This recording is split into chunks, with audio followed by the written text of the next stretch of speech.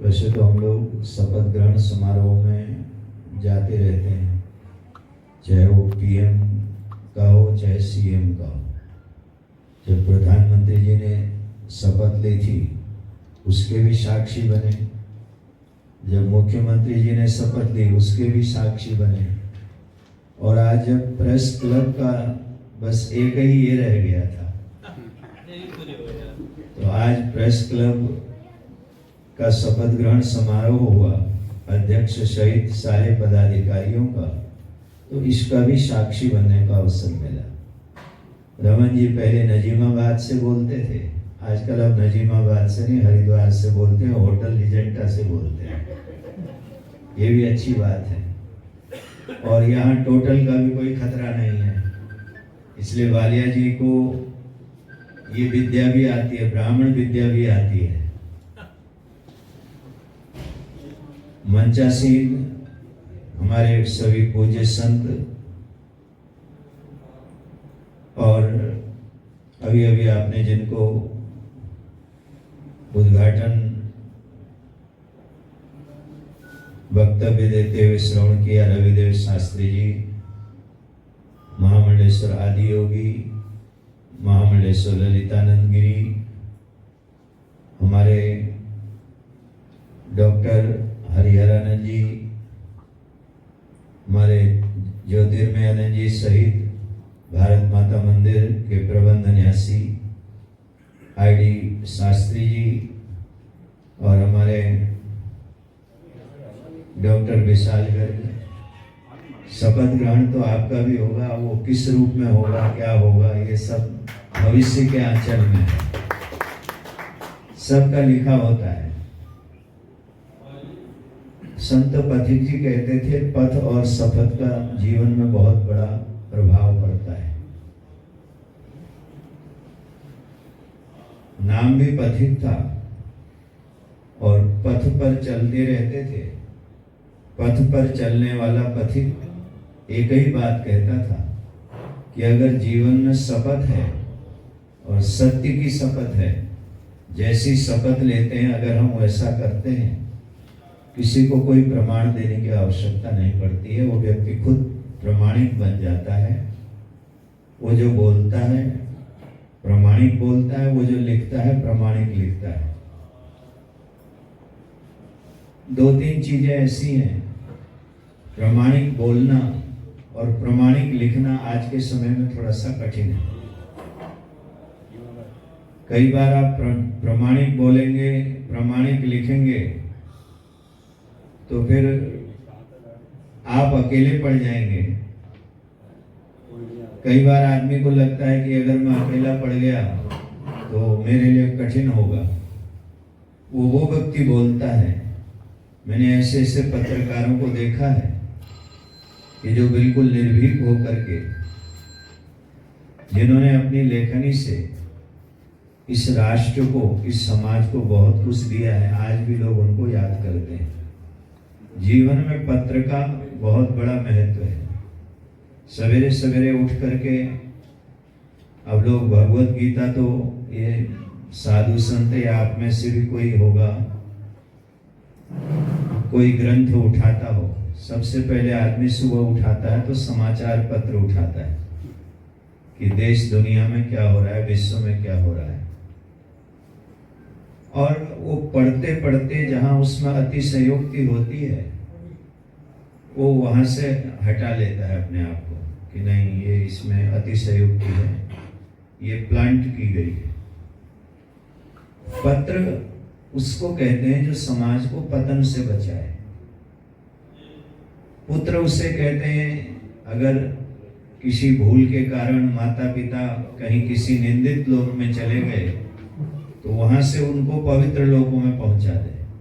पत्र उसको कहते हैं समाज को पतन से बताए। जैसे अभी रमन जी कह रहे थे, इस समय एक ही मंत्र चल रहा था और वो श्रीमद् भगवत गीता में है। श्रीमद् भगवत गीता में भगवान अर्जुन से कह रहे हैं, तस्मात् सर्वेषु कालेषु माम अनुस्मर युद्ध च, मेरा स्मरण कर और युद्ध कर।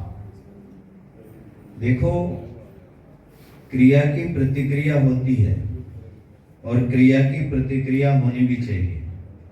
जिस तरह से पूरे देश ने अदम्य साहस दिखाने वाले सैनिकों के शौर्य को, उनके संकल्प को, उनकी सोच को सराहा। और मैं ये कह सकता हूं, अभी इसमें फुल स्टॉप नहीं लगा है, कॉमा लगा हुआ है। क्योंकि कई लोग ऐसे होते हैं, मैं अक्सर कहा करता हूं, कई लोग 4 धाम चले जाएं, काबा चले जाएं, हज करके आ जाएं। पाजी हमेशा पाजी होता है, मेरी बात याद रख लेना, लिख लेना। काबा गया, हज किया, बनकर आया हाजी, और बोले आजमगढ़ में आकर के फिर पाजी का पाजी। जीवन में शरारतियों से बचो बस, क्योंकि शरारत करने वाला कहीं भी, कभी भी, किसी भी समय भी शरारत कर सकता है। इसलिए हमारे यहाँ फौज में, मिलिट्री में कभी भी विश्राम नहीं होता है, वहाँ सावधान होता है। और जब तक इस देश का सोल्जर, सीमा का सजग प्रहरी सावधान है, तब तक भारत का कोई बाल बांका नहीं कर सकता है। अगर आप और हम सुरक्षित हैं तो वो सीमा पर जो सजग प्रहरी खड़े हैं दिन रात 24 आवर्स, उनकी वजह से हम हैं। मैं बालिया जी की पूरी टीम को, बालिया जी को, बालिया जी अध्यक्ष पद पर हैं, और उनकी पूरी टीम को, अध्यक्ष भी बिना अपने सहयोगियों के कोई बड़ा कार्य नहीं कर सकता है। और अगर किसी को बड़ी झंझट में डालना हो तो उसको अध्यक्ष बना दो। बड़ी झंझट में डालना हो तो उसको बड़ा पद दे दो। आप बड़े पद का सिर्फ यह अर्थ मत कर देना, जिसको बड़ा पद मिला है, बड़े पद वाला स्वामी है, नहीं, बड़े पद वाले के ऊपर इतनी बड़ी जिम्मेदारी होती है कि उसको अपनी टीम का जो सबसे कनिष्ठ सदस्य है उसको भी लेकर के चलना पड़ता है, तभी वो पद टिकता है। हमेशा वही पद डगमगाए हैं जो सबको लेकर के नहीं चलते। और मुझे विश्वास है राकेश वालिया जी और सबको लेकर के चलेंगे और एक आदर्श प्रस्तुत करेंगे। नहीं तो हरिद्वार में पत्रकारिता की हालत खराब है। मैं आपको एक बात कह देता हूँ, यहाँ पत्रकारिता की स्थिति ठीक नहीं है।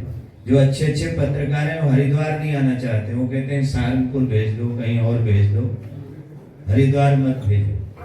क्योंकि यहाँ गंगा है, गंगा में 2 तरह के लोग आते हैं। कुछ लोग उसमें सोना डालते हैं, कुछ उसमें लाठी में चुंबक लगा के पानी में डाल करके उस सोने को उठा करके अपनी जेब में डाल लेते हैं। उनकी कलम कभी मजबूत नहीं हो सकती।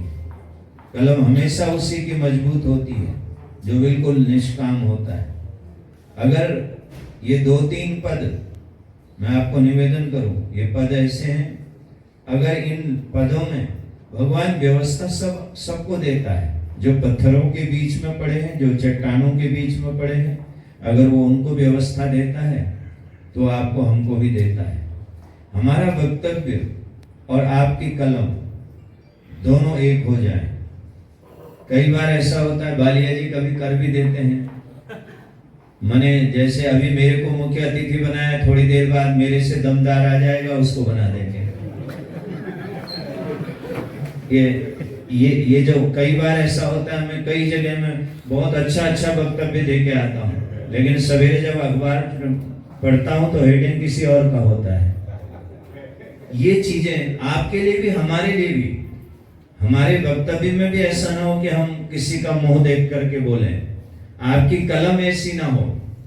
अगर हमारा वक्तव्य किसी का बगल वाले को देख करके होता है तो वो वक्तव्य कभी भी कोई किसी के जीवन में सुधार नहीं कर सकता। आपकी लेखनी अगर व्यक्ति सामने वाले को देख करके काम करती है तो ऐसे, मैंने एक पत्रकार को भीलवाड़ा में देखा, नाम चंद्रशेखर था, धोती पहनते थे, पैर में जूता तक नहीं डालते थे, लेकिन अटल बिहारी वाजपेयी जी जब बाहर जाने लगे तो बोले मैं चंद्रशेखर जी को अपने साथ ले चलूंगा। इतनी ताकत उनकी कलम में थी। लेखनी में बहुत बड़ी ताकत होती है। आपने देखा होगा, जो लिख दिया, जैसे ब्रह्मा ने जो लिख दिया, ब्रह्मा ने, विधाता ने जो लिख दिया, वो नहीं मिटाया जा सकता है। लेकिन आजकल तो वो भी होता है, ये डिलीट वाला बटन, पहले ये था ही नहीं। ये आज तो कहते हैं डिलीट मार दो। मैं आपको कहना चाहता हूं, डिलीट करना बहुत सरल है, लेकिन लेखनी हमारी ऐसी हो, जो हमने लिख दिया तो लिख दिया, और जो हमने कह दिया तो कह दिया। अब आजकल दोनों तरफ से गड़बड़ है। हम जो आज बोलते हैं, दूसरे दिन की जी भावावेश में हमारे मुंह से निकल गया। आप जो लिखते हैं और दूसरे दिन कहते हैं नहीं नहीं, उस पर हम खेद व्यक्त करते हैं।